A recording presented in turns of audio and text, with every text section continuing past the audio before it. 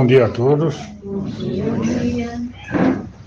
Hoje cabe a minha pessoa discutir um pouquinho a respeito dos nossos irmãos menores. No título da palestra, os animais experimentam uma evolução do seu princípio espiritual, sendo assim, em algum momento chegará a ser humano? Qual o processo? São todos? Os animais não são simples máquinas. Neles distinguimos os mesmos três elementos que compõem o homem: o espírito, o perispírito e o corpo de carne. O espírito dos animais é imortal e sujeito às leis da evolução, como no homem. O espírito dos animais desenvolve do instinto para a inteligência, para a racionalidade. Nos animais superiores já notamos uma inteligência embrionária. Nos animais inferiores existe somente o instinto. Essa situação de superior e inferior aqui é de acordo com o grau de evolução de cada um, né? Existem, assim como o ser humano, aqueles espíritos que estão iniciando a sua evolução ou estão em um estágio diferente daqueles outros, que já estão com um grau de evolução um pouco mais elevado. Nos animais acontece a mesma coisa. A semelhança é muito evidente. Diferem na forma física, vamos entender assim. O perispírito dos animais é denso, escuro, nada apresentando de espiritual. À medida que o espírito do animal evolve, ou desenvolve, seu perispírito vai sendo manipulado por espíritos elevados, encarregados desse setor da evolução planetária, adaptando-se assim às formas mais perfeitas da vida. Por fim, um animal tem seu corpo de carne, constituído pelos mesmos elementos materiais do corpo humano, diferindo simplesmente na forma, como tinha acabado de falar. Podemos, pois, sem exageros e sem receio de errar, chamar os animais de nossos irmãos inferiores. Eu, pessoalmente, não acho falar irmão inferior, eu acho irmão menor.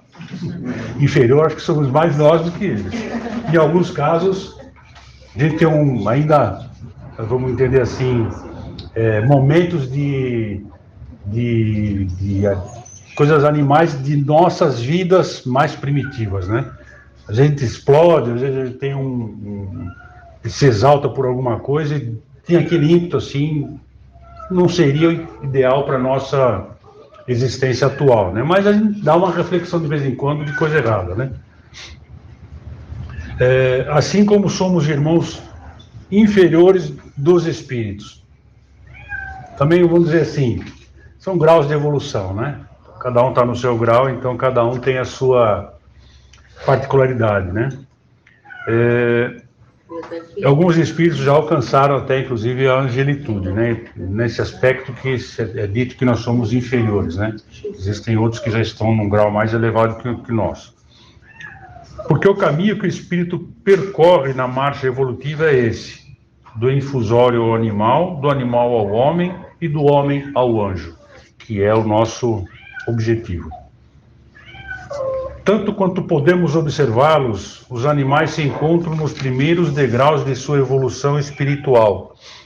Cumpre-lhes subir a escada infinita do progresso, e eles a sobem por meio da reencarnação, que lhes transformará o instinto em inteligência, quando a inteligência começa a despontar em seus rudes espíritos, renascerão em corpos de forma humana. O estudo que eu fiz tratou-se bastante e quase que exclusivamente dos animais domésticos. A reencarnação de animais selvagens não foi tratada, não é tratada, e mais para frente nós vamos ver por que não. A passagem do espírito do animal para o humano não se dá aqui na Terra. Existem para isso mundos primitivos, em início de evolução. para onde são transferidos os espíritos que já se aperfeiçoaram no reino animal. Terão aí suas primeiras experiências em organismos grosseiros ainda, mas já de forma humana. A Terra, que já foi um mundo primitivo, guarda o vestígio de raças subhumanas que a habitaram em seus primórdios. E nós guardamos esses vestígios também. Por isso que de vez em quando a gente tem esses momentos aí de nervosismo, de exaltação, né? É bom notar que os espíritos dos animais não podem reencarnar-se em corpos humanos, sem antes sofrerem as transformações necessárias que a evolução lhes impõe. A Terra já não oferece mais condições apropriadas para a transição de espíritos de corpos de animais para corpos humanos. Do mesmo modo, um espírito humano jamais voltará a reencarnar-se em corpos de animais. Uma vez atingido o grau humano, o espírito nunca mais regredirá. Vamos entender que quem reencarna não é o animal. Quem encarna é o espírito do animal. Da mesma forma o homem. O Cláudio nunca vai reencarnar. O espírito do Cláudio vai, né? Há no mundo espiritual lugares próprios para os espíritos desencarnados dos animais. Tão logo um animal desencarna, é tangido para o lugar onde deve permanecer até que possa ser utilizado para nova reencarnação. Todavia, os animais não ficam abandonados no mundo espiritual. Estão sob a guarda de entidades espirituais que se encarregam de zelar por eles, fazendo-os evoluir e ministrando-lhes os cuidados de que necessitam. Conquanto alguns médiuns videntes tenham visto espíritos de animais, contudo, eles não podem comunicar-se com os homens. O perispírito dos animais não tem afinidade com o perispírito humano, o que torna impossível a comunicação. A rigor, o homem é senhor dos animais, entretanto, essa sua autoridade não deveria ir até o abuso de destruí-los impiedosamente. O homem só tem o direito de destruir os animais quando estes ameaçam sua segurança. Pode, porém, explorá-los legitimamente, convertendo-os em auxiliares preciosos nos trabalhos rudes e beneficiar-se de seus produtos. O que o homem não mais deveria fazer é atentar-lhes contra a vida. E esse aspecto do homem proporcionar ao animal trabalho, seja ele não explorativo, não sacrificante, ajuda o animal na sua evolução. Porque ele vai, querendo ou não, ele vai absorvendo características humanas, né? A gente tem em casa o nosso porqueirinho aí, todo carinho.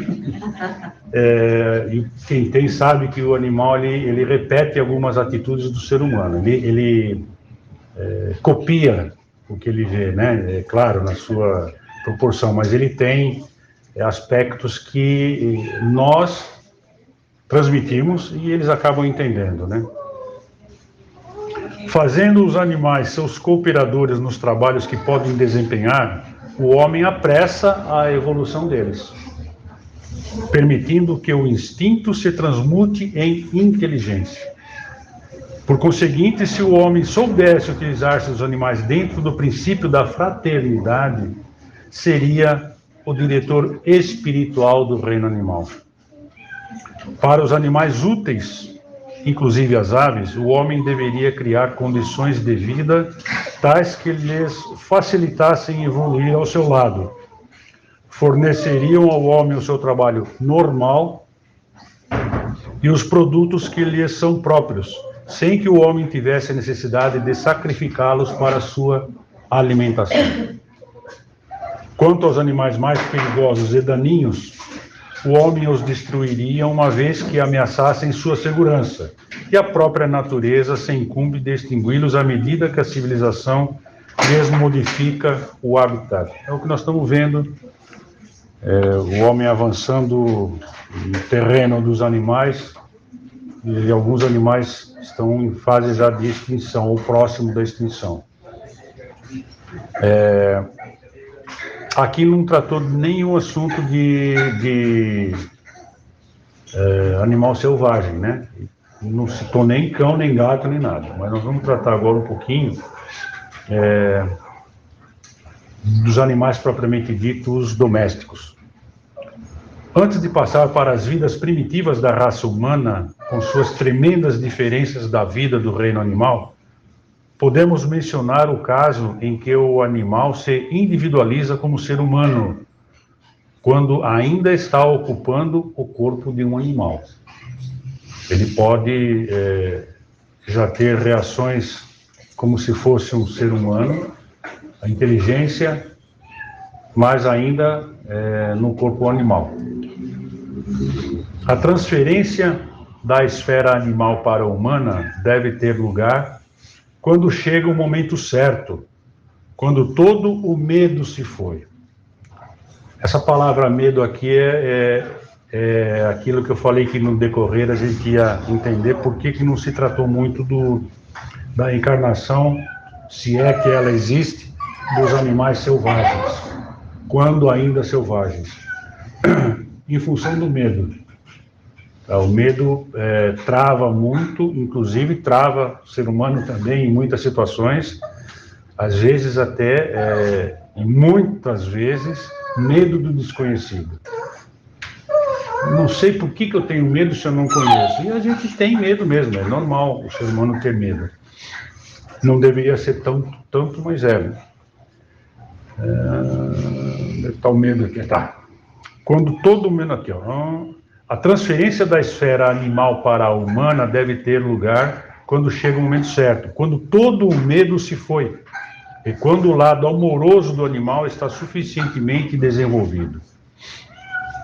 Aqui que está o caso, então, dos nossos animais, nossos irmãos menores, né? Que provam que o amor é o que prevalece, né? A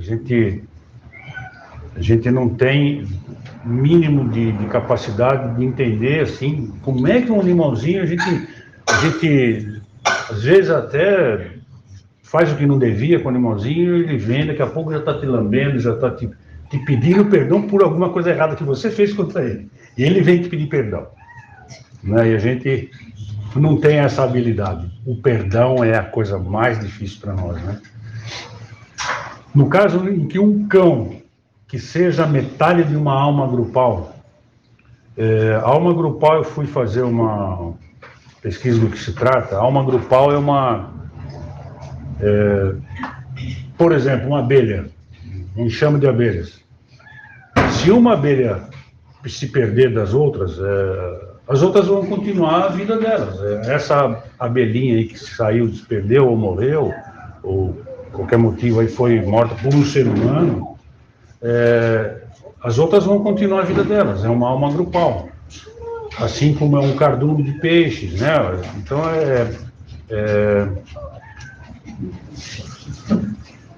são coletivos, vamos dizer assim, né?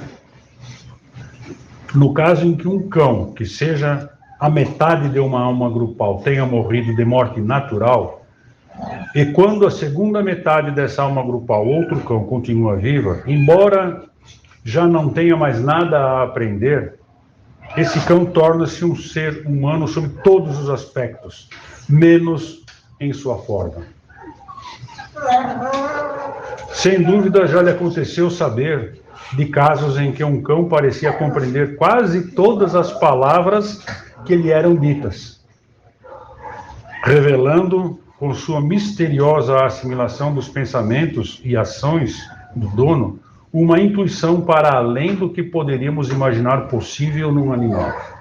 E acontece, a gente sabe disso, que acontece tanta coisa que a gente fala, puxa, como é que pode um animalzinho, um cãozinho, um gatinho, fazer uma coisa dessa? Coisa, né, sem ninguém ensinar. Eu sei que esse cachorrinho, nós pegamos ele, resgatamos, adotamos ele de maus tratos, e ele veio conosco, levamos para o veterinário, e a veterinária supôs que ele tinha aproximadamente 1 ano e meio, deve ter uns 8 hoje. E ninguém ensinou, pelo menos em casa, ninguém ensinou como é que ele tem que fazer para a gente vestir a roupinha nele. Mas você colocou a roupinha no pescoço, você já levanta a perninha sozinho. Os cãezinhos fazem isso. Quem que ensinou? Ninguém ensinou isso. Nós, pelo menos, não ensinamos, mas ele sabe como é que é. E sabe que sempre é o mesmo jeito. A patinha direita primeiro, depois a esquerda. Não tem jeito. Em casa ele dorme no quarto conosco, no chão, e não gostamos que ele suba na cama. E Na caminha. na caminha dele, ele dorme na caminha dele. Ele tem o cobertorzinho dele. E tem um bichinho de pelúcia dele. Ele vai pro quarto, ele fica na sala conosco. Ele vai pro quarto, a gente vai pro quarto, ele vai. Cadê teu cobertor? Ele vai na sala buscar o cobertor, ele põe em cima da caminha. Cadê tua amiguinha? Onde é que tá tua amiguinha? Ele vai lá e pega a amiguinha, põe na caminha do lado dele e sabe o que é. É muito interessante. De ver que ele não ensinou, mas ele copiou aquilo que Ele mesmo, ninguém ensinou. ele vai na dele e pronto, entendeu? Então ele tem inteligência. Ele não tem, talvez, raciocínio ainda, mas inteligência já tem. Né?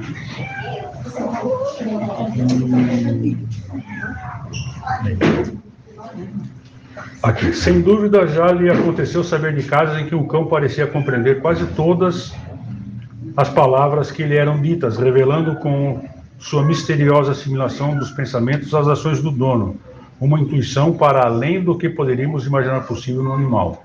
Um cão assim é, de fato, um cão humano, um animal na forma, mas um humano pela inteligência e capacidade de raciocinar e de tomar decisões pelas quais apenas ele é responsável. A principal diferença entre um ser humano e um animal está na faculdade de raciocinar, e com ela no dom do livre-arbítrio. Um homem sabe qual é a diferença entre o certo e o errado. Mesmo nos primeiros estágios de sua vida como humano, ele pode tomar suas próprias decisões, enquanto um animal tem que obedecer às leis do mundo animal. Um animal vive pelo instinto e fora dos limites do instinto não pode pensar. Um homem pode escolher o caminho do mal, mesmo sabendo que é mau, e contra as forças progressistas que governam o mundo, mas um animal deve agir sempre de acordo com um instinto que o compele à ação, pois essa é a lei. Então, assim, a situação que eu entendi sobre a reencarnação dos animais diz respeito à sua evolução. Os animais selvagens ainda não estão totalmente evoluídos para reencarnar. Então eles têm que ir passo a passo, criando situações, como diz aqui, amorosidade, para poder lá na frente ele se transformar, acredito, todos eles talvez, em animais mais sensíveis, mais amorosos. E dentre os animais que a gente tem conhecimento de facilidade, vamos dizer assim, ou já no estágio mais próximo da reencarnação, os animais brutos, vamos dizer, o gado. O gado, ele perdeu o medo do ser humano, que é o animal mais temido, né? Ele perdeu o medo porque, na maior parte das vezes, ele é tratado na mão, assim, né? O gado é tratado muito próximo do ser humano, né? Então ele acabou perdendo o medo, muito embora o homem maltrate o animal até com sacrifício. A gente entende que está diminuindo cada vez mais, né? Mas ainda tem. Os cães, nem tem o que discutir, a gente vê... Ainda tem alguém que maltrata, mas também, graças a Deus, está diminuindo. Tem muitas autoridades que estão se empenhando em buscar, de certa forma, acabar totalmente com esses maltratos aos animais, né? Conhecemos alguns aí, né? O Egídio, né? Que é o aqui em Blumenau que lidera essa... Ele faz aqui na região também, que não tem, né? Então é bem complicado ainda, né? Ainda muito, mas assim, a gente talvez está entendendo que está começando, o ser humano está também o ser humano está evoluindo também, então ele está entendendo. Vamos caminhar juntos, né? Não é, uma hora ou outra nós vamos chegar lá e vai tudo dar certo, né? Bom, pessoal, assim, alguém quiser comentar alguma coisa, se alguém quiser fazer algum questionamento. O que eu tinha para falar da reencarnação dos animais é basicamente isso. O animal vai reencarnar, o espírito do animal vai reencarnar, como vai atingir na sua evolução o corpo humano, e depois no corpo humano também vai ter a sua evolução, como nós temos. Já fomos, eu lembro do Jário, o Jário fala que repolho, né? Então tem aquela história. Quando eu pudesse estar na Mas ele fala assim, eu não me recuso a pensar que eu já fui repolho. Então assim, então nós temos os estágios, né, da mineral, vegetal, animal e a raça humana, né? Esses são os estágios da evolução, né? E já fomos, então, a gente ainda tem de vez em quando uma pitadinha de animal, né? Mas com certeza também nós estamos evoluindo, também estamos deixando de lado essa particularidade aí que não nos ajuda muito não, muito pelo contrário. Às vezes acaba atrapalhando. Tá bom, pessoal? Espero ter contribuído um pouquinho aí para a gente entender a evolução dos nossos irmãos menores, não inferiores. Muito obrigado.